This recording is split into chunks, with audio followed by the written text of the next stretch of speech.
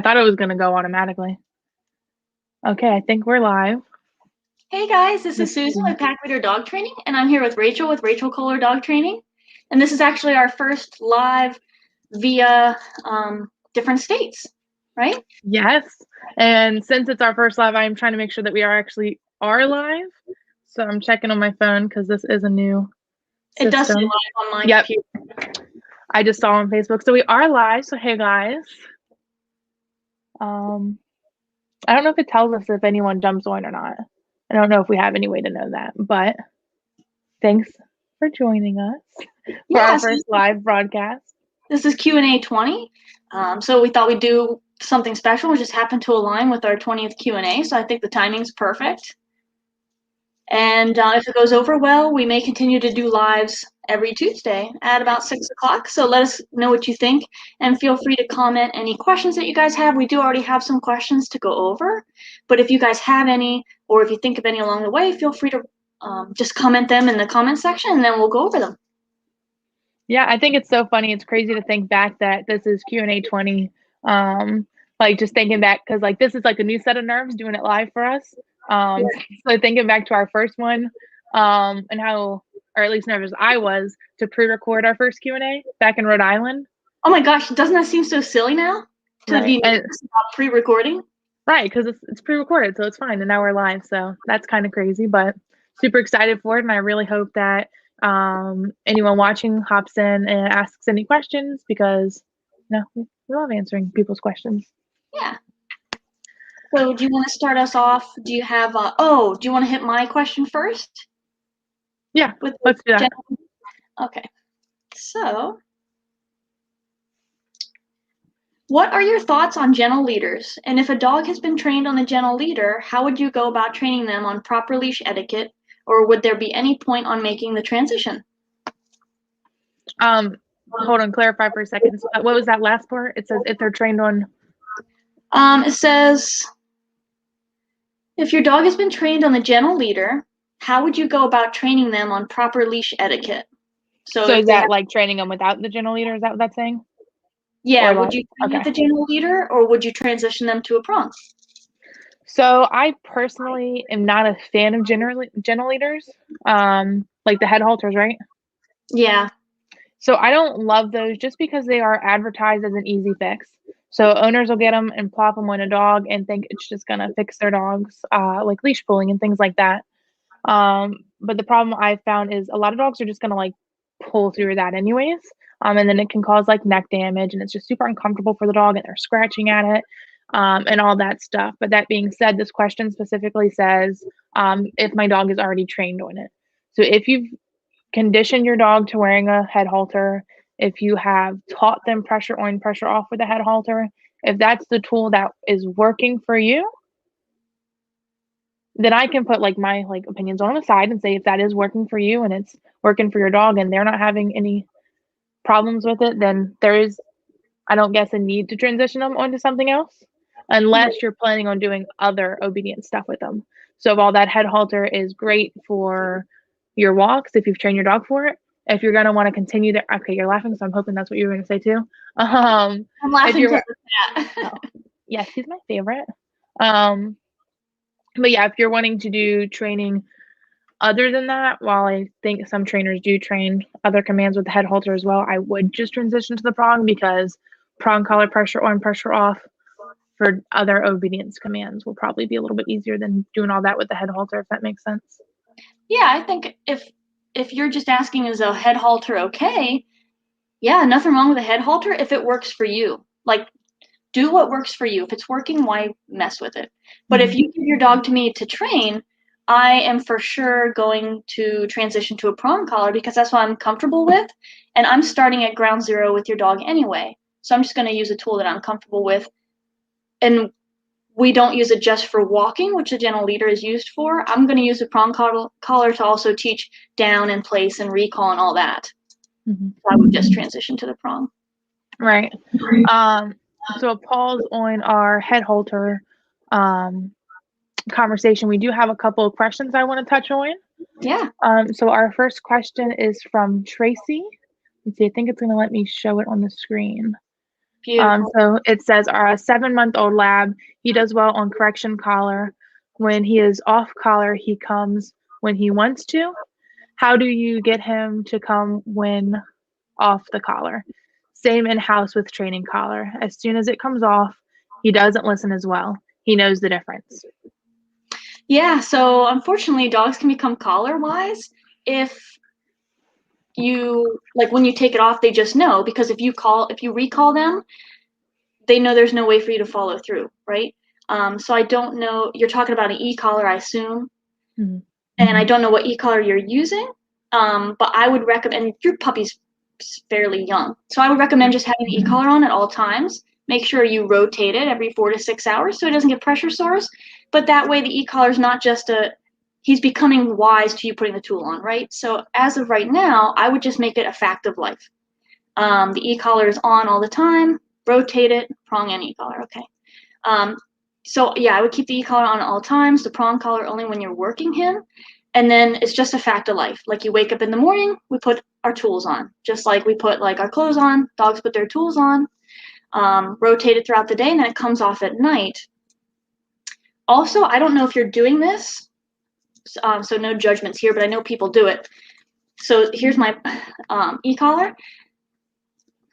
They become wise to like you picking it up, right? Yeah, they do. I'm gonna always, when I'm working with my dog, I have it in my hand. And your puppy's fairly young, so probably still learning. I'm gonna have this in my hand at all times, whether it's in my pocket or just dangling there. Mhm. And so that way the dog doesn't become wise to listening to this. They listen to you.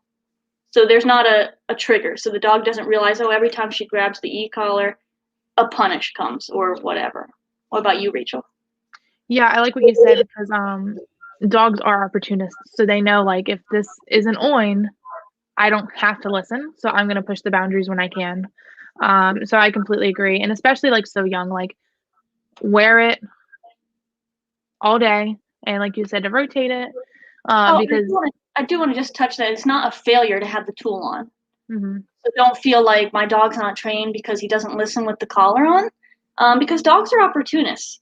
So if they can get away with something, they're going to for sure try.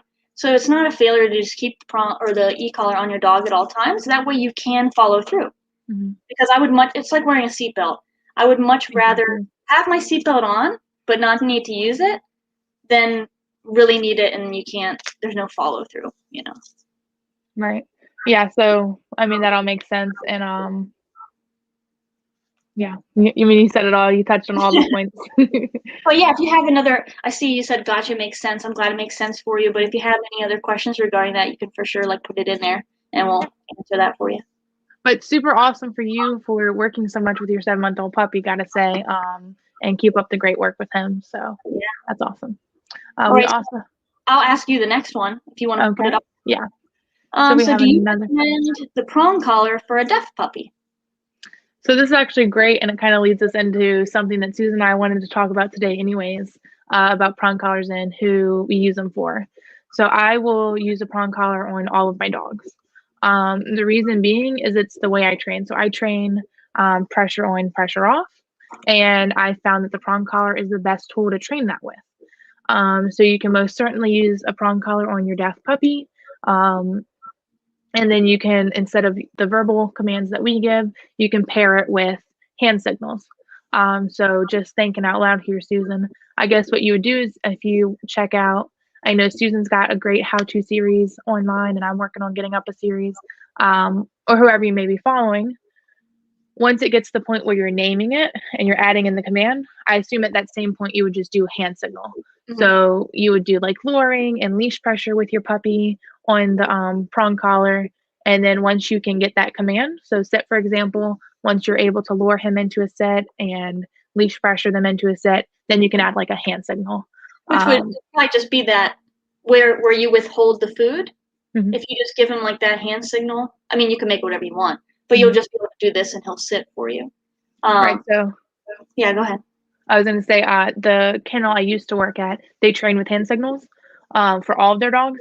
Now I've moved away from hand signals now because I found that some dogs become too reliant on it and are like, oh, are only looking at your body cues and not really listening to you.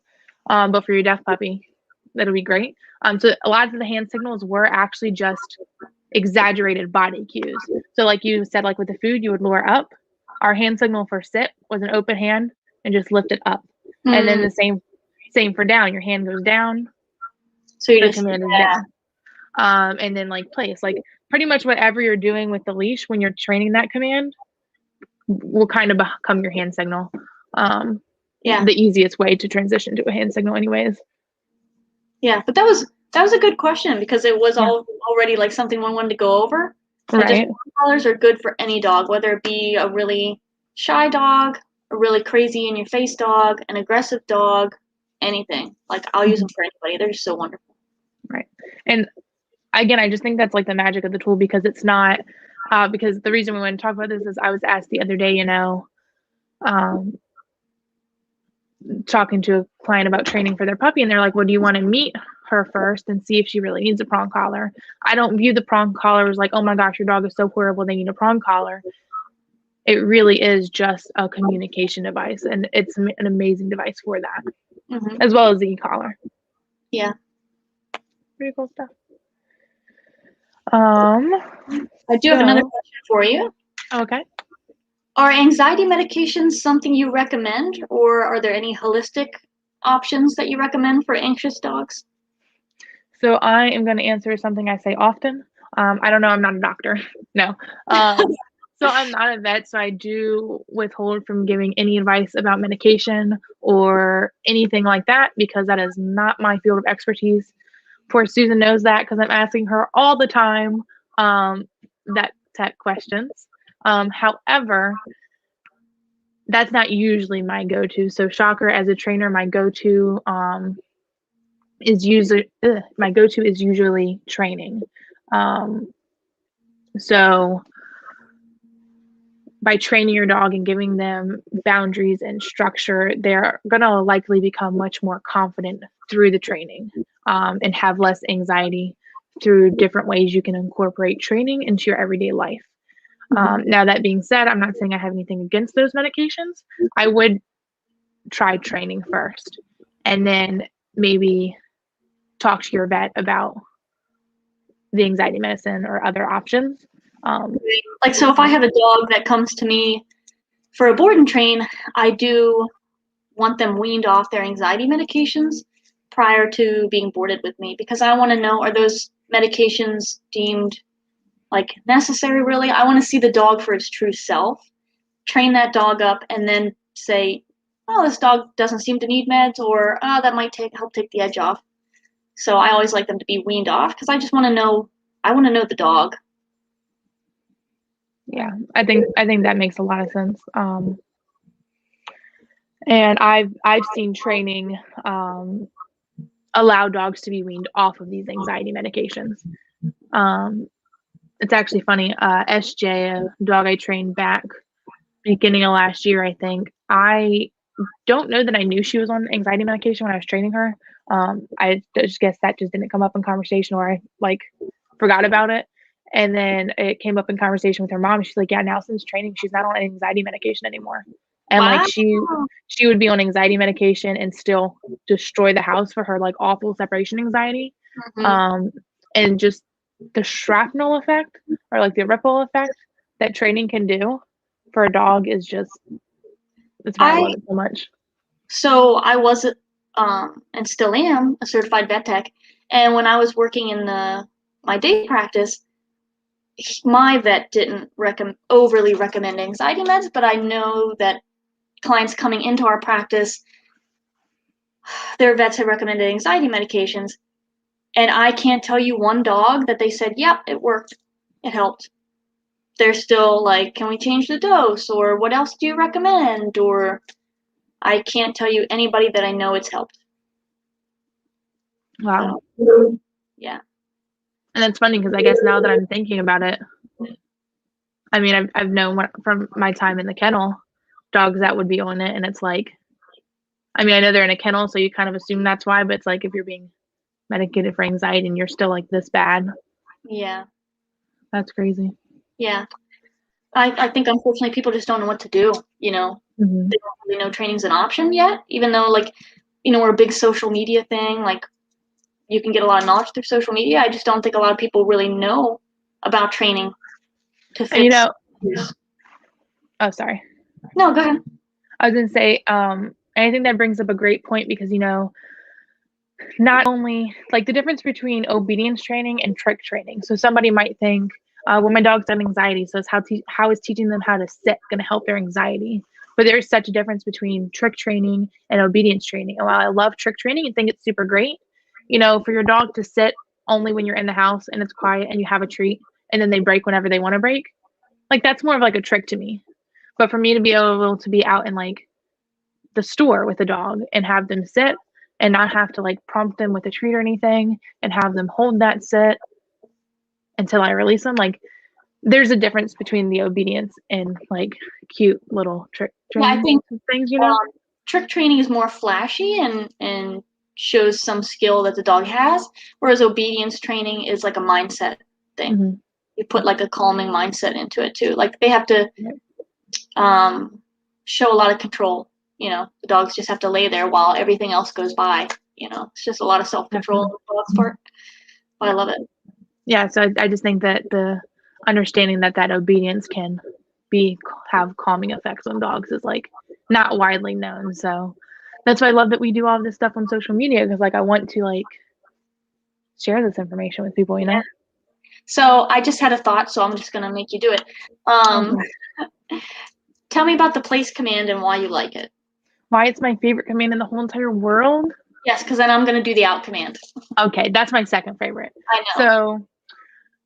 So I always start off talking about why place is my favorite for this one reason. So if you've ever had a day where your dog is just like absolutely crazy and they're running around the house like a psychopath, and you're like, I just wish this dog had an off switch, that's what place is. So that's the first reason that I love place. So what it is, which because I didn't say, means to go into this defined object. So I use an elevated place cot, and then that can be transitioned to like a dog bed and other things. But go into this object, lie down, and be calm. I train it with an implied down because I want to get that calm mindset from a dog. Sorry, I got distracted trying to read a comment. I did too. Okay, I'll talk on that for a second. Let me just finish place. So it means to go on this object and lie down. So not only is it gonna take your dog from like crazy level, but it's gonna like it's like trained calmness. Mm-hmm. So not only like crazy super excited, but also like really super nervousy and scared. They're still amped up, but in a different way. So putting them on place allows them to calm down, and then it will help you like desensitize them to lots of stuff. But I could talk about place forever. So if we want to check on this I just want to hit on that place is like a meditation spot for dogs. Like it really is. So I was throwing a party, and by party I mean like 4 people at my house. I was throwing a party, and I have 2 dogs, and I put them both on place. And people came in the door, dogs, of course. So place means to lay on this object, so they can't get up, they can't stand, nothing, no barking. So people came in, and the one girl, she said, "Wow, Susan, did you take your dogs for like a really long walk before we came over?" And I said, "No, they're just in place." I said, "I haven't done anything with them yet today." Like, place is just so great. Oh, hi, Deborah. Just saw your comment. No worries. Late to the party is still here. So. And then I'm not sure what Erin is saying. So she's recommending Megan check me out because I used to work with Erin at the emergency clinic. So Erin, if you're still on here, awesome. Hey, if you're not, that's cool. Thanks for the shout out. But yeah, sorry. I know I just got so distracted by the comments. I'm not used to doing our talks and having like getting to read things at the same time. Yeah. But yeah, that's cool. So hey. Yeah, thanks everybody for joining us. If you're still on here, if you guys have any questions, please feel free to just comment them, and then we'll get to them as we like take a breather in between what we're talking about. We do have some questions already listed that we're reading off, but we'll stop to answer your comments. And speaking of, we've got another comment that I will display now. It says, when you place them and they keep getting up, How do you get them to stay? Just keep repeating it over and over until they get it? Do you say place, then send signal on e-collar? How does that work? Okay, so Tracy, you're the one with the 7-month-old lab puppy, right? So it depends where you are in the transition. So honestly, I transfer dogs over to the e-collar once I can say place and the dog walks onto the bed. So if I can say place and your dog walks onto their bed, I'm going to now layer over the e-collar. I do have a video on that, how to properly layer it over, but I'm going to try to synopsis it really quick for you. I'm going to have a prong and leash on them just to help with direction. And we use e-collar technologies, e-collars, because they range from 0 to 100. So I can fine tune the number that your dog responds to. So their working level, which is the lowest level they can feel. So on an e-collar, on a mini educator, I'm gonna start at a 1. Well, first, okay, so I'm gonna start out by what's that called, Rachel? Finding the working level? Or... So I'm gonna prime your dog. So if I had your lab, knows place already, I'm going to do place, like ask your dog to place, and then say break a handful of times, like 5 to 10 times. Once your dog picks up on it. Oh, priming them, sorry. Yeah. So once your dog picks up on, hey, we're working on place right now. Now I'm going to take that word away, so I'm not going to say place, but I'm going to hold constant pressure with the e-collar. So I'm going to start at a level 1. Most dogs won't feel a level 1, but I'm going to hold down a level 1. Your dog will probably stand there, and then I'll guide them on with the leash until they lay down on their bed, and then pressure's off. I'll reward them and say break. I'm going to keep doing that, dialing up one number on the remote each time until you notice your dog feels the stim. So what does that look like? Your dog is going to like wink or like do like a little head tilt, a little ear flick. I don't want it to be so severe of a reaction that your dog kind of jumps out of their skin. I want it to be very subtle, and you'll know. So once you get to that number where your dog's kind of like thinking about it, they're like, what is this feeling? Usually between like 4 and 7, just to throw that out there. Yeah, it should be below a 10. If it's not, you'll want to consult a trainer. So it should be below 10. Then at that working level, you're going to hold constant pressure, lead them onto the place bed, pressure's off when they're laying down, reward, break, and then you're going to keep doing it at that level until when you put the pressure on, the dog's like, oh, and goes to lay on the place bed. Now that you have that, that's their working level. Every time you put pressure on, the dog goes to the bed. Now we're going to put the word back in and take the pressure away. So what that means is I'm going to say place. If he goes and lays down on that dog bed, good. And then here's your food reward. If he goes to get up, I'm going to say no, pressure on, and lead him back to the bed and make him lay down. So that would be the NCS stage of e-collar training. So I tried to do a quick synopsis. It wasn't all that quick. But if you want to check out my YouTube video on e-collar place, I do have that up if you have any other questions about it. I know it's not a lot in a short amount of time for you, but. Sorry, I was being rude. I just wanted to share an Instagram story really quick. Oh, no, you're good. You're good. Do you have anything to add to that e-collar? Yeah, so cool. I was hearing myself echoing back, but it's kind of going away now. So if I'm talking kind of slow, it's because I'm hearing myself in my ear. So to add on to that, yes, definitely Tracy, check out her how-to stuff. She just commented and said she's going to check it out because Susan's how-to videos are awesome. I'll be posting some soon. But yeah, so another thing I wanted to add is talking about the 3 Ds. So in training, there's distance, duration, and distraction. So if your dog is going to keep on getting up, fall in place, then I think maybe you've added too much distance, durations, and distractions. So you want to like start really slow. There is lots of little steps in training.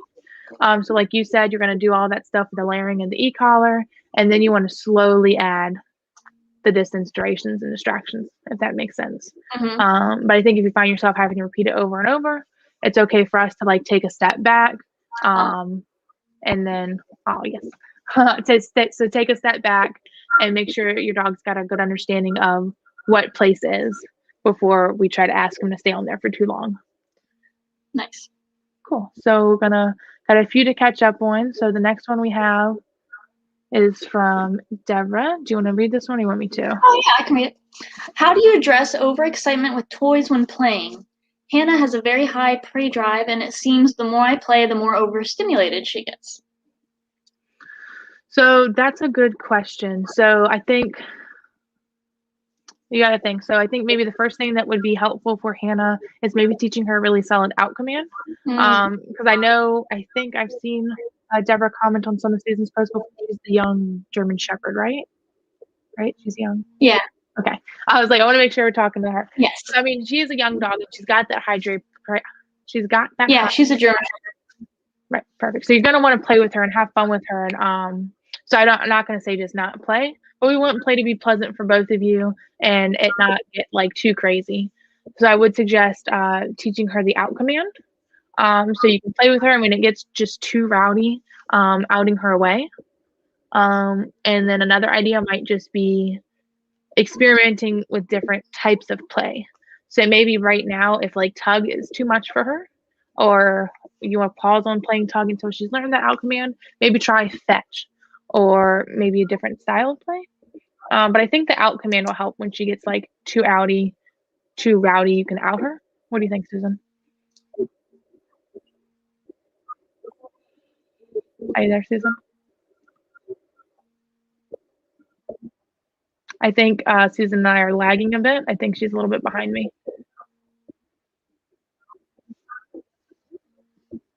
Susan. Okay, I'm going to message her. Bear with us because, again, this is our first thing. I think the voice is... Yeah, sorry, I was just having a little bit of technical difficulties.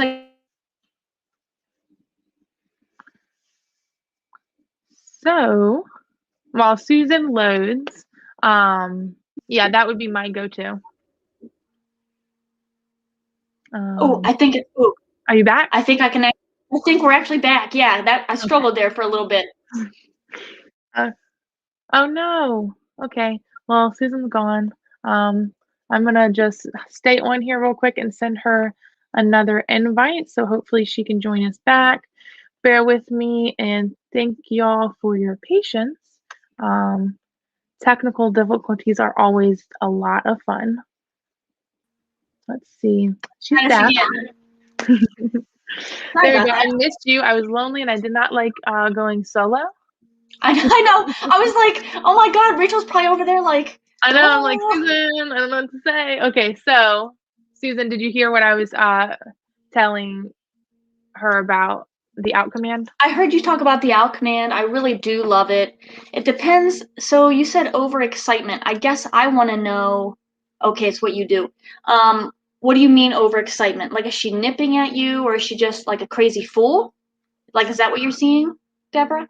That makes sense. Because if she's like starting to get crazy and just like nonsense behavior, I might out her off the toy. Or if she's just like ping-ponging back and forth, I might actually say no and correct with compressed air, a pet condenser, because it's like there's good play and then there's crazy stupid play. Let's not stupidly play, let's play nice. Like there's a fine line. So if she's just being like a brat, I'd probably say no and compress air her. Yeah. Okay. Yeah. So I would compressed air her to be like no compressed air. Or if you have the e-collar, if you have the out command trained with the e-collar, then I would say no and then correct with the e-collar. So if that's what I would do if she is e-collar trained without, and if she's not, then I would layer that on top. And because you have the e-collar, she knows out. So that would probably be what I would do, is just to reinforce it with the e-collar. And then, yeah, I think you brought up a good point. Depending on what type of excited she's doing. So if she's like nipping at you, I would definitely want to like focus on that nip and correct that, because you can bite on the toy, not on me. So that's great. And definitely, Deborah, keep us updated on that, because I know you watch Susan's stuff a lot, and I love seeing your comments. So keep us updated on Miss Hannah. Yeah. Let's see. So Tracy says, definitely we'll check it out. I think I clicked the wrong one. Where am I at? I lost No, my you're good. spot. The next one after that. There you go. Deborah agrees that your training videos are awesome. Ah, thank you. And then I think I skipped this. There's one right here we go. before, yeah. So Deborah says, have you noticed if a female tends to regress when entering the first heat cycle? This will be new. I'm going to say no, because I don't have experience with that besides my own personal dog. Mhm. So I don't know a lot of people that have intact females. Sadie, of course, I spayed her after her first heat cycle, but I wasn't really delving into the train at that point. So I didn't notice her going back. But what I can tell you is that they told me it would calm her down when she was spayed, and it sure did not. What? Saying your dog isn't a substitution for training? It didn't work. That's a conversation for a different day about Oh my gosh, don't get me started. But no, I have not noticed that. So I would just say treat her like normal. Like there's a healthy amount of babying her and holding her accountable for commands. And I'm gonna bring up Rachel because her dog just had surgery. And same thing, like you want to kind of coddle them a little bit, but yeah, also don't let them get away with things. So there's a healthy balance. So, you know, you might feel bad because she might be more lethargic than normal for that period of time. Sorry. So you could just have her like doing a place command while that's going on, like more than making her be active or whatever feels right to you. Yeah, so Reese, again, apologizing for me talking slow because I can hear myself again. So Reese, when she was going through training with me, she was a 101, so I wasn't hands-on working her as much. But she did go through a heat cycle while she was in training with me. Oh, and I think her dad just said she just wanted to sleep more throughout the day, so she wasn't as active. She was just like wanted to nap more. Makes sense. But other than that, I don't think he commented on her training wise going back. So like Good. that was pretty cool. But yeah, other than that, I don't have any personal experience with it. All of my dogs have either been male, and Gaia was already spayed before I got her. Yeah. But since we talked about it, do you want to talk about it, or do you have questions you want to ask? Talk about my spaying and neutering issue? Yes. Or yeah. So here's the deal.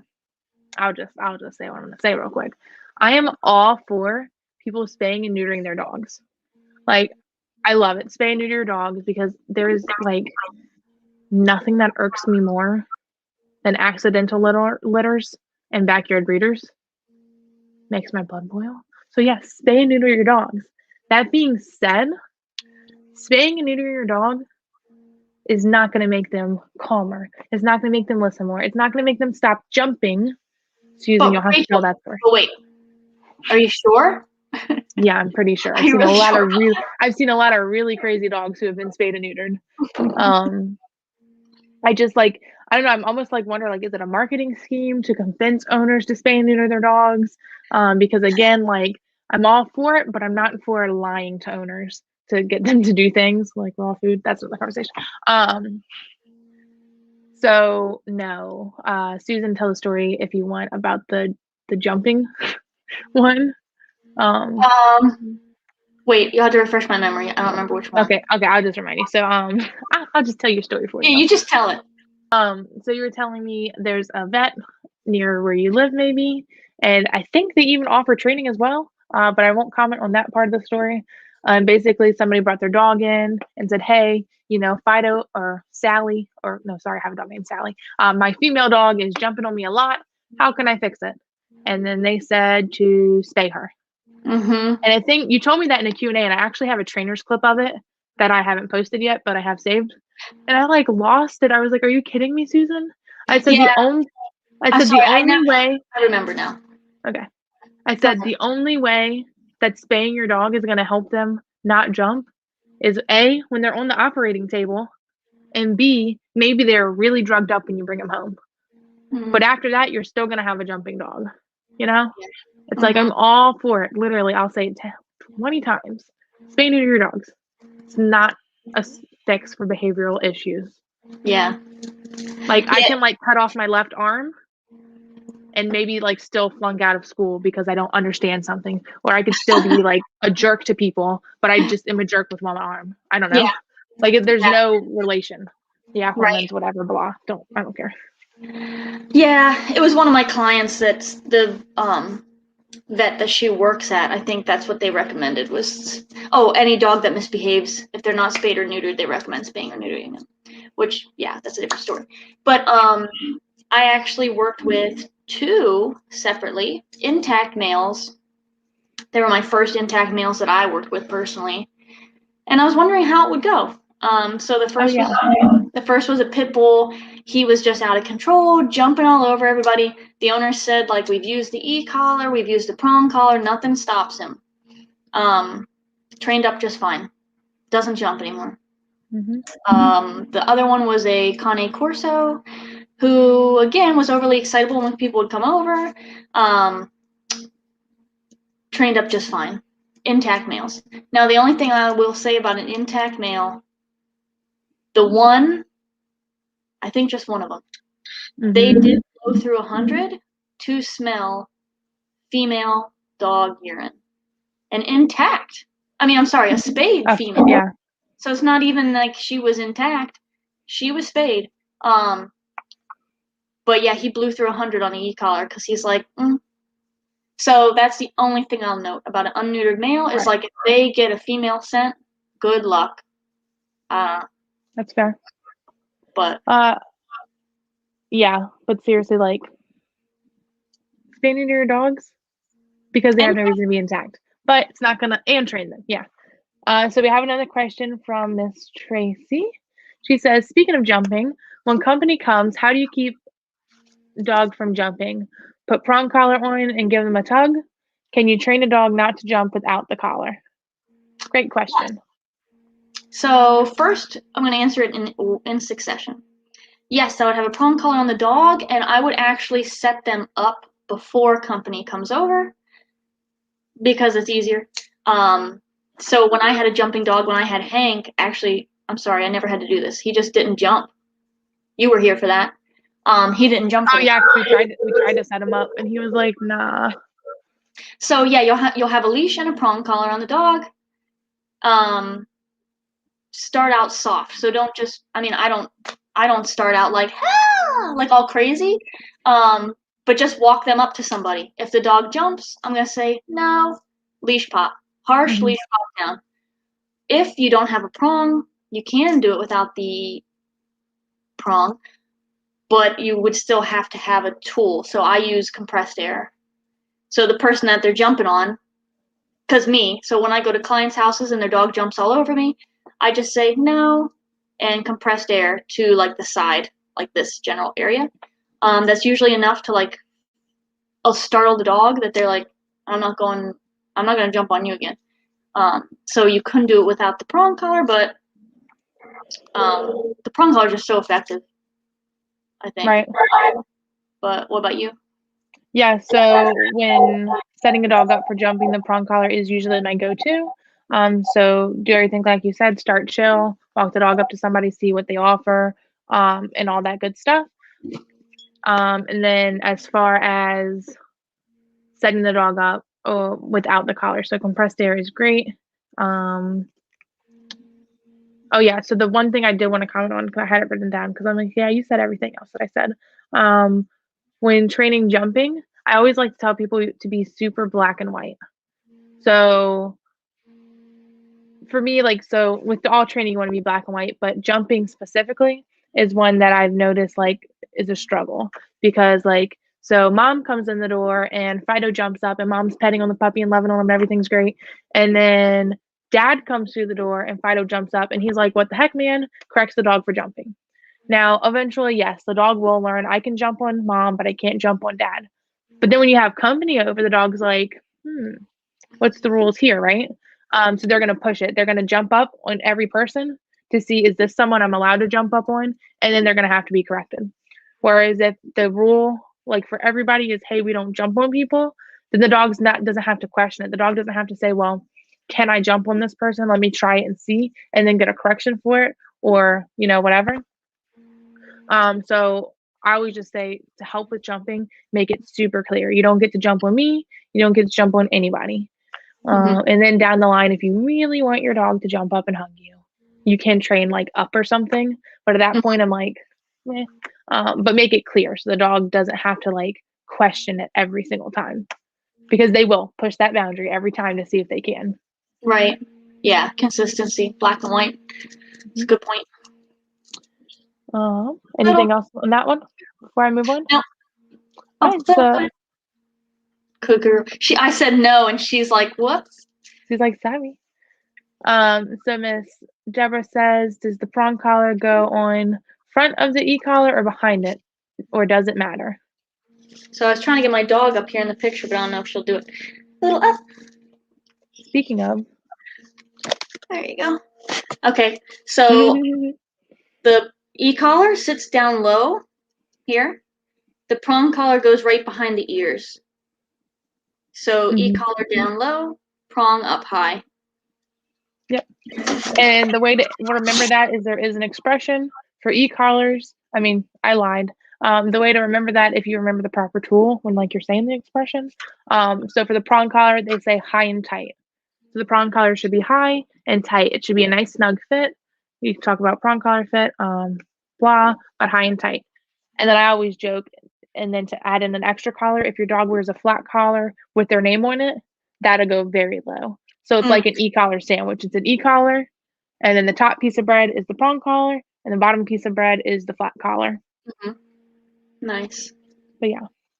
And let's see. So Tracy says that makes sense for our jumping. And then Deborah says, "Thank you for the prong collar." Prong collar 1, 2. So, Miss Susan, I got this question earlier this week from somebody. I'm not sure if they're joining us live now, but hopefully they'll be able to catch the replay for this. So they asked me, how can they stop it? So they have a dog who will run up to their daughter, who is just over a year old, and lick her. They said she does this when she's nervous and when she's excited. Okay. So the first question, I got a couple from her. The first one is, how can we stop that? So stopping it, I would probably utilize out. You could just say no and punish, but I like to be clear. I don't know. So the dog might not know if they're being punished for licking the kid, going up to the kid, blah, blah. So I'd probably just teach a solid out command and then just out you from that. Now, out the dog from the kid. But like, let's say the dog just comes up to you and like starts licking your arm and literally is just standing there licking your arm. I will say no and correct because they're like constantly doing something. But like the dog runs up, licks the kid and runs off, then I would out them. Like as the I dog's know like, it was also a thing that he's like knocking the baby, or she's knocking the baby over. Okay. Yeah, I'd probably out. Yeah. So out is going to be super useful for everything, which we will jump back in so you can talk about your out and why it's your favorite command and all its good stuff. But yeah, so out's going to be super helpful. And yeah, I would out in this situation rather than correcting, because I just want you to get away from baby's face. So personally, like, I know this person, I know she's a great mom and great with her kid and all that good stuff. I just don't personally love dog faces near baby faces because teeth. So I would just out her away from the baby to just be safe. And then that's going to teach your dog to respect your baby's bubble. I'm not saying any names because I don't know if she like doesn't want me putting her business out there. But yeah, so outing her away is going to teach her to respect baby's bubble, and then it's going to be more mindful of not like running into her, knocking her over, and all that good stuff. Nice. What's the second part? The second part is, sorry, I'm making sure, guys, she's not wearing her cone right now, so I just want to make sure she doesn't scratch her button ear. So the second part of this question is, I'll give you these in both parts. So it's, what's the best commands for a beginner to for a beginner to start training her dog? And then she asks if we have any advice for her. So she hasn't really gotten to do any training with her pup before. And she, do you know how old the puppy is? Gosh, maybe 4. I mean, it's an adult dog. Oh, okay. Yeah. So, best advice is just start training the commands. Since you haven't trained yet, you have the whole world at your, fingertips. So I would start with sit because I can help morph it into other things. So I'm going to start with your dog in a sit. So start by teaching sit. Once you can lure a sit, your dog's sitting here. Now I'm going to use a food lure. So if this is their mouth, I'm going to use a food lure and trail it down. I'd say about 80% of dogs will like follow it. So the dog's going to follow that lure and lay down. Now that I can lure you into a down, I can teach place because place has an auto down. I can teach lay because I teach lay. Sit allows me to have you do an auto sit at thresholds, so I can make you sit at the door. I can teach heel, which has an auto sit in it. So sit is really like start there and then just morph it into all the other commands. Right. Yeah, I completely agree. So the first part of the question is what are the best commands for a beginner trainer? So exactly. When I do my training sessions, sometimes introduce 3 in a day, depending on the dog. And my go-tos are we sit down in place. Those are my go-tos. So it's just like you said, starting with sit because you can morph it, starting with down because you can morph it, and then going from there. As far as advice for you being like a beginner owner trainer, being a beginner trainer because you are training your dog, so you are a dog trainer, is be consistent and be patient. So Susan always says and has some great posts about it, but dogs aren't robots. What do I say? Dogs aren't robots, so they're gonna have days where yesterday your dog was sitting every time you said it and she was perfect, and then today you take her outside to work and you have her sit and she doesn't sit, and you're like, what in the world? So it is okay to remember the dogs have off days and you have to keep being consistent. So I know like me, I've been training dogs for like 4.5 years, I think. And I'll have days where I call Susan after a session, like almost in tears, like, oh my gosh, like I don't know why this dog doesn't know what she's doing. I've been working with her, she's been doing great, and today she knew nothing. And then I'm pretty sure quotes from a conversation we've had. No, I'm just kidding. Not really. And then I'll go back the next session and it's like best session that dog's ever had. Because they maybe just needed that day to process. Right. Just like us, like we need our downtime, we need our time to process. Dogs are the same way. So just stay consistent, be patient. Oh, and don't rush the steps. So there are steps to training for a reason. Don't rush them. Like we want to take time on each step because once we get to that final product, it's going to be worth it. But if we try to rush to that, you're going to end up with a dog who's confused, who doesn't know what you're asking them, and it's going to be a little messy. So you want to make sure we're really fair and that we give them plenty of time to understand what it is we're training them. But that would be my advice. Nice. Yeah. Do you have other questions? Let's see. No, because we touched on prong collars already. That was my other question was, do you use prongs on all your dogs or do you evaluate them? Oh, nice. We already talked about that earlier. Yeah. What about you? You got anything else to add? No, we went through all my questions. So I guess I'll just make one up. Okay, make one up, Susan. On the spot right now. Let's go. Right now. Okay. Okay, hold on. No, I remember. Susan, out. Tell me about out and why you like that command. Oh, yeah. Okay, so I do love out, place and out. I love place, out, recall, late. No, I'm just kidding. I like them all, but seriously, we do. Like my least, let's talk about least favorite next. Okay. Talk about out first, girl. Come on. Okay, so out means to disengage from or drop what's in your mouth. So I have a song and it says disengage and walk away. Okay, sorry. Nice. It's a song that I sing every time. Okay. Every time you think out? In my head, every time I hear out, I think disengage and walk away. Nice. Great, now I will too. So it can be used for if your dog's smelling something. So I don't care what it is. It could be like dog poop outside, whatever. You could say out, the dog will turn around and walk away from it. You can use it for people. So like the baby that we had mentioned earlier, or like, let's say you have a German Shepherd and your 90-year-old grandma comes over. Let's just out, she doesn't like dogs or whatever. You can just say out and your dog will walk away. If you're in the kitchen, and you're like opening the oven and your dog comes over, you could say out, dog will walk away. Or if they have a toy, you could say out, so they'll drop the toy. Or anything that's in their mouth. But I just love it. I love it because I was gonna say I can't believe I didn't train it before, but I did train my dog something similar. I would say go on, which just meant like go, get. It's very similar, but I never used to train client dogs out. So that's awesome because I do that now. I can't imagine like without out now. Like honestly, I'll see like a group of dogs together now and like they don't know out, and I'm like, man, this is like terrifying me. Whereas I used to work in a kennel and I would be in a yard with 80 dogs. Yeah. I mean, some of them trained, some of them not trained, but it was like, now I ran a very nice yard, just saying. But it's crazy now to think back, like me knowing what I know now. I don't know how I would do in that situation because it's like I know that I can't just say out and dogs will disperse. Right. So it's pretty crazy. Oh, nice. I'll ask you this one. So Tracy wants to know, how do you train out? So Tracy, very good question since we're talking about how awesome this command is. So let me just shout out Susan one more time. Do you have an out video? You probably do because you're amazing.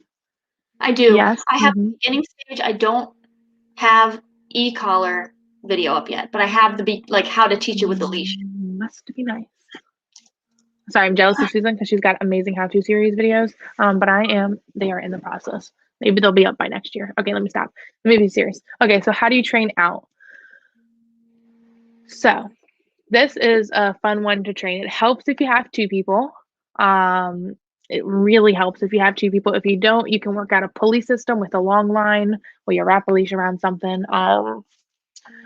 But say you have two people. You're going to start off with person A standing over here, person B standing over here. Person B will have a leash, long line attached to the dog's prong collar, and then the dog is going to be hanging out over near person A, right?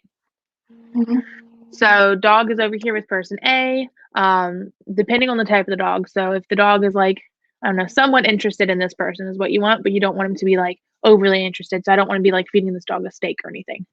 So dog's over here, and then you can decide who says out first. I don't think it matters. It just depends on what you go with, right? So maybe person. I usually have the person that the dog is next to. That's what I thought. They say out. Go ahead. Yeah, so person A will say out, and then kind of at the same time, they're going to spatial pressure the dog, so they might walk into him a little bit, and person B will apply some leash pressure. And then because we train pressure on, pressure off, the dog's going to feel the pressure being pulled away from them. Dog's going to yield to it, and then this person will let go of pressure and reward the dog. So dog feels leash pressure. Once it moves away from person, pressure turns off, good, and you get a treat. And then you say break, you allow the dog to walk back over to this person, and then you do that a couple times. You want to do that until person A can say it, and the dog starts to move away on their own. And then you can up it. So the next step is like maybe we start petting the dog because now you're more interesting, and then you out them. And then you start letting the dog eat treats from you, and then you tell them out. After a while of that, you can mix it up. So then maybe this person, person B, will out the dog from person A. But it's super important to make sure you have a long line on so you can help them with that along the way. And then you would go through e-collar training with that, but that's a whole thing to dive into. Yeah. But that's how you would start. Yeah. What do you think? Awesome. Anything to add? No, not really. It's hard to explain it, like right. Unless you have a little dog figure and little people figure. Oh my god, I just need to get little dolls. Yeah, little dolls. Like there's a leash and a long line and everything. Oh my god. But yeah, if you check out the video, it'll walk you through, and it actually it shows you step by step what you're doing. The out command with the e-collar is on my list of videos to make, so I have to do that one as well as heel. But Deborah does have another question. All right. So Deborah says, so one of the bad habits Hannah has is after she eats or drinks, she'll walk over to me and put her mouth on me and start sniffing me, resulting in slobber or food on me. Do I use out for this or no? What do you think? Okay. After she eats her drink, she'll walk over to me and put her mouth on me. Okay, so do you mean Oh, like this is- resting? yeah? Or Do you mean like mouth on me or mouth on me? So if she just puts your mouth, like her mouth, and like sets it on your hand, yeah, for sure, I would be saying out. Mhm. But if she puts her mouth around you, I would say no. Incorrect. Right. Yeah, I completely agree. How would you do? Yeah. Yeah, because it's like if you're just coming over to me, it's because like maybe you're being needy or asking for attention or whatever, and like that's great, but I'm not your napkin, so like meh, go on.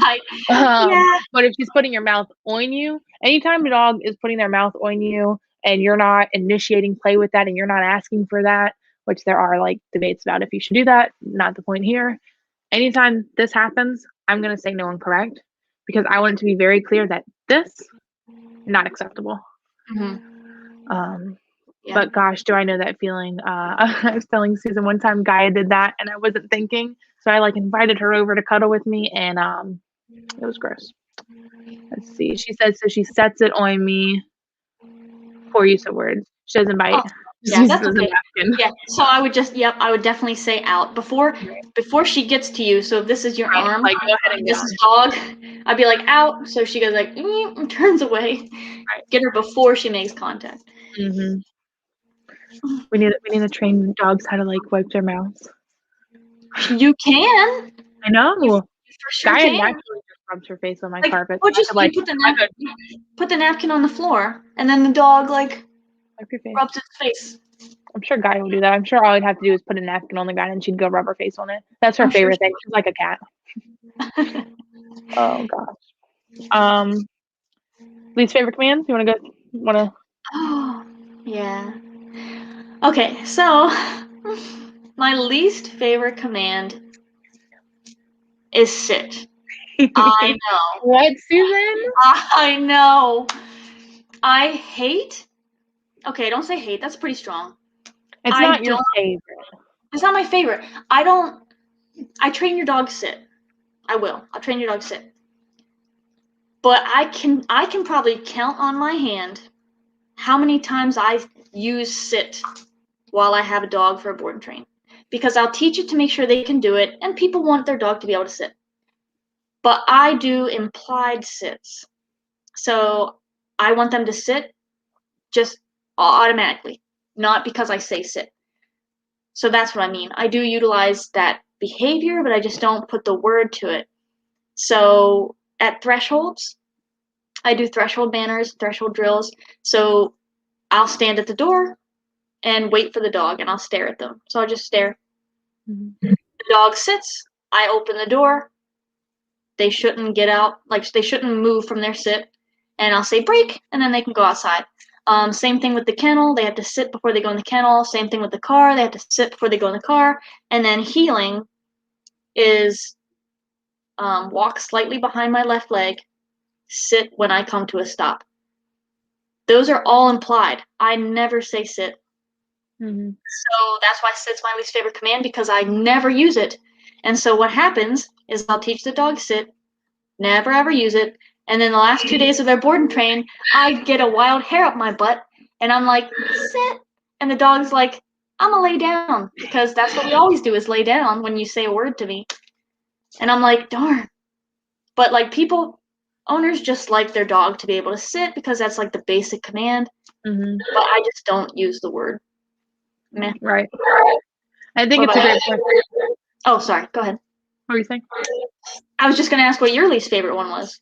Oh, well, I was just gonna piggyback on your comments on sit for a second because you know, as trainers are always growing and evolving and learning and changing our opinions and like, you know, because we're growing.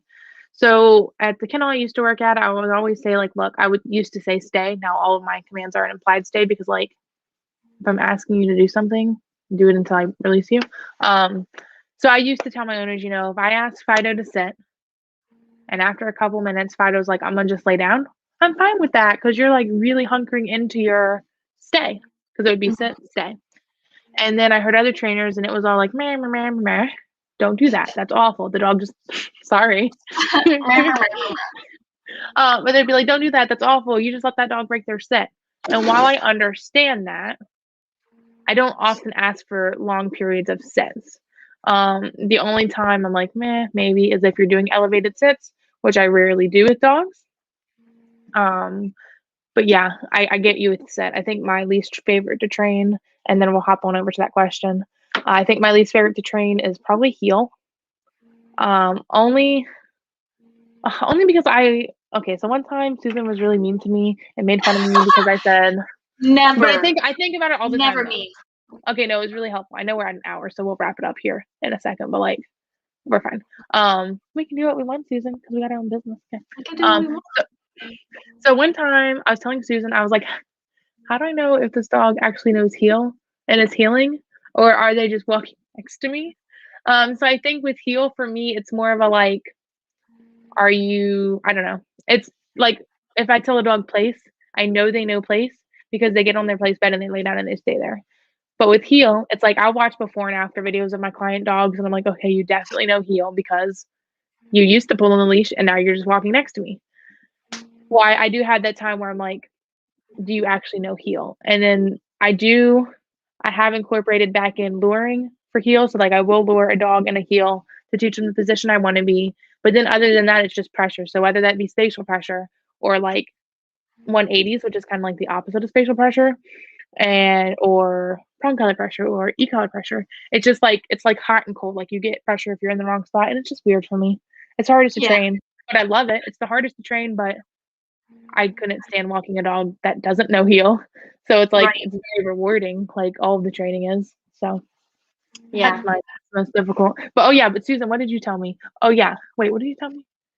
Because I was like, does this dog know heel, or are they just? said- Oh I yeah, was you like- said the place thing.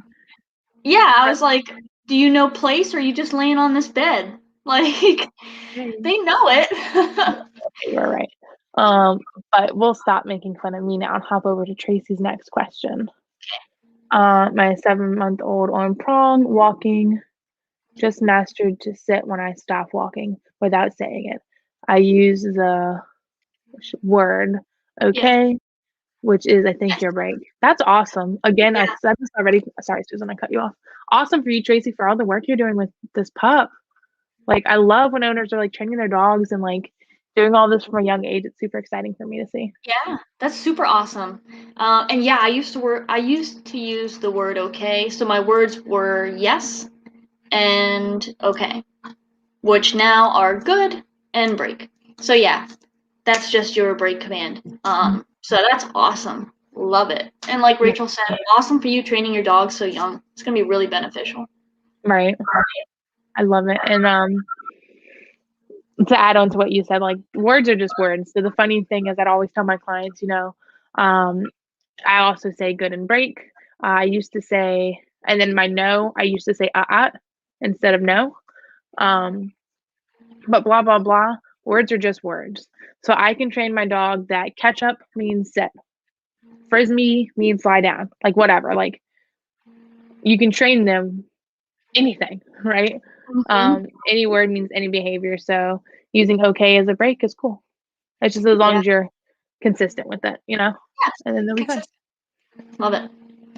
Yeah. Well, we're at our hour. We hit our hour. Yeah. It's funny because when we first started, I was like, I don't know, man, I don't want to do this. I'm having second thoughts, and now I'm like, it's an hour already. I know. We'll just stay on here and like just talk about whatever. Right. So thanks for everyone who joined us, who popped in and popped out. A special thank you to Deborah and Tracy for watching the whole time and asking all your questions. So thank y'all. I loved reading these and answering these. Yes, it was awesome. Thank you guys. I loved it. So hopefully we will. Tracy says thank you so much for the advice, and Deborah says this has been so helpful. I could listen all night. Oh, that's awesome. Thank you. Don't tell us that, Deborah, because we could talk all night. We could, because if we're not like doing a podcast or I don't know what this is, a live or a Q&A, we're talking dog training all day. Like that's what we do all day. I would just be on the phone with her doing exactly this. Sending 1,000 voice memos back and forth. Yeah. That's what we do. Then this is what we love. We're so fortunate to be able to do what we love and share that with the world. So thank you so much, everybody, for watching.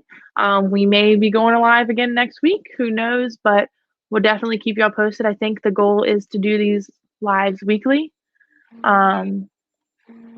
Right? Yeah. So Susan and I will definitely, yeah, I'm like, right, Susan? So we'll definitely keep everyone posted on that. And I'll just wrap it up how I always do. Thanks again for watching. And you can follow us on Facebook, Instagram, and YouTube at Pack Leader Dog and Rachel Kohler Dog Training. All right. Good night. All right. Good night, everybody.